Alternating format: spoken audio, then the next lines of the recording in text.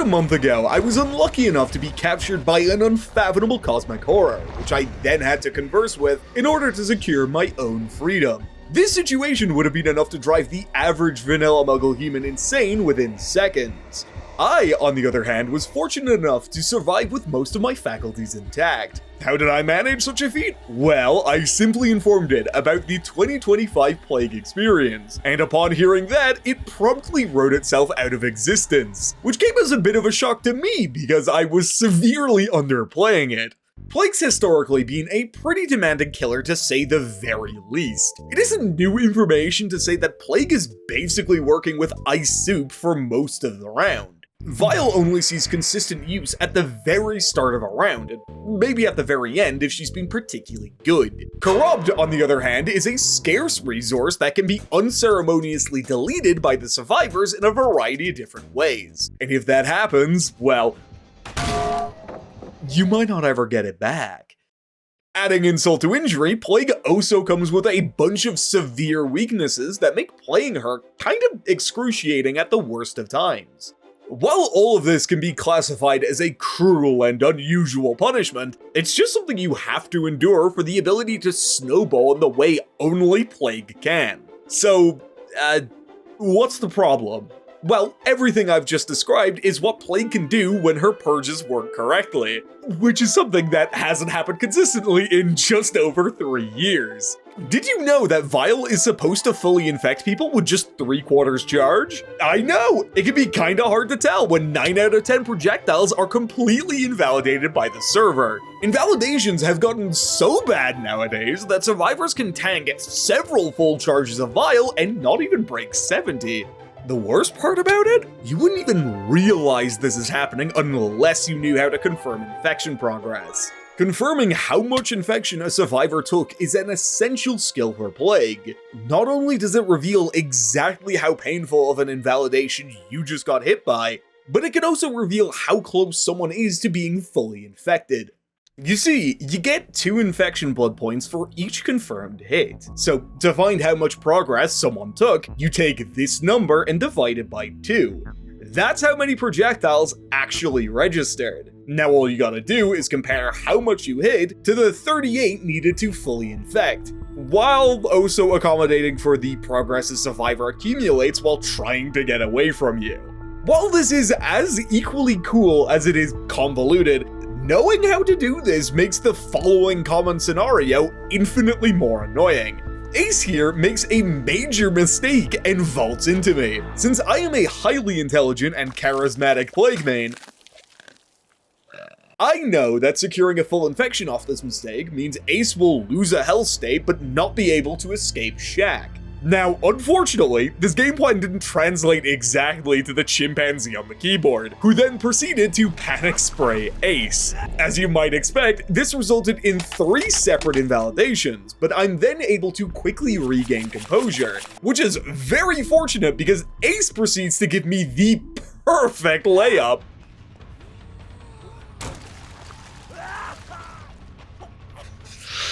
Alright, let me do some gym bro math here.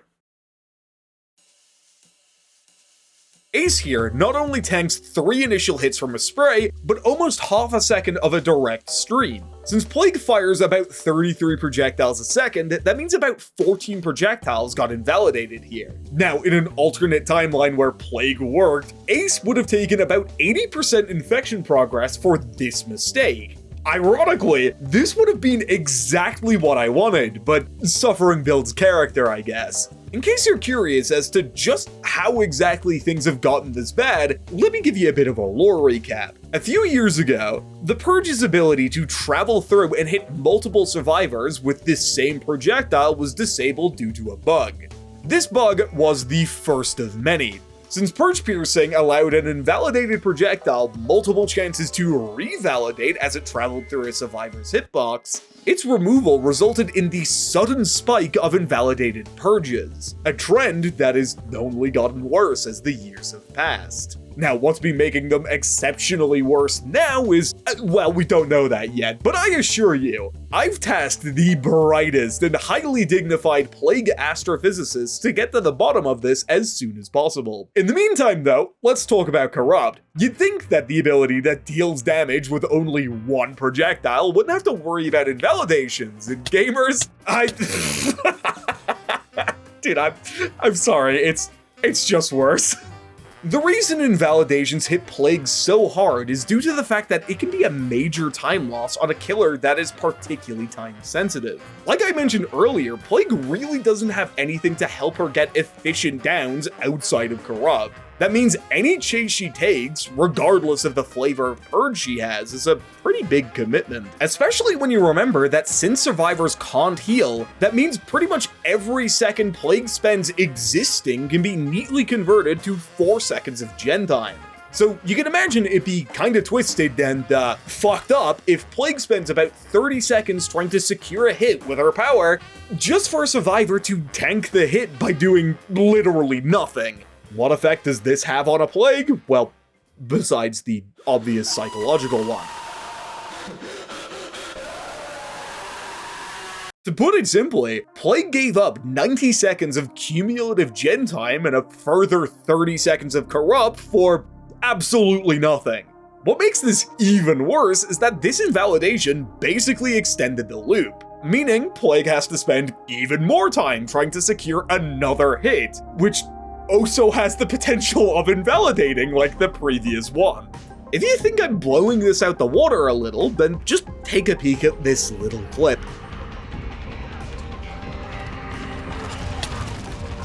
Thanks to this invalidation, Nick was able to make it to the pallet when he should have died on the spot. Now, I know what you might be saying, Maggie, this is just one invalidation. Surely it can't be that bad, right? You see, this clip doesn't just feature one invalidation, but 3 separate instances. While they certainly could have burned even more Corrupt time if they had just played better, that isn't the point. They should have never had that opportunity in the first place.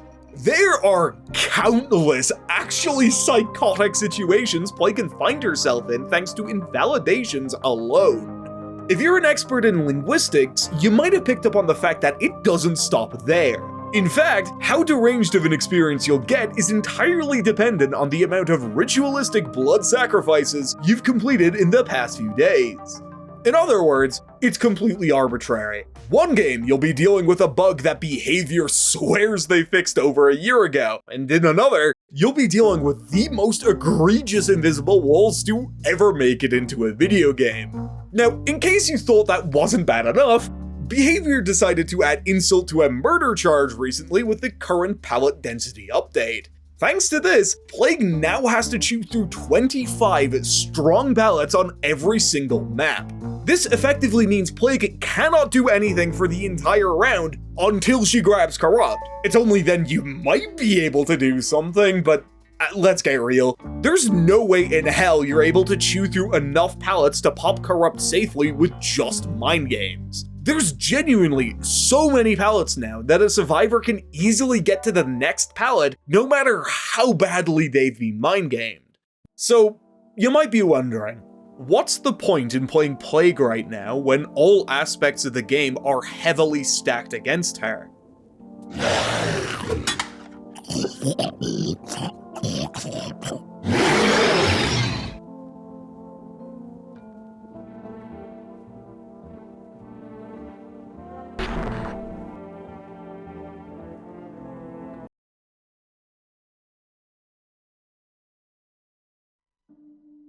For the longest time, my answer to that question was it was entirely for the love of Plague. Even when she barely functions at the best of times, a barely functional Plague is still Plague. Everything I love and adore about her is still in there. It's just that you can only lose so many rounds to things entirely out of your control before you start to lose it.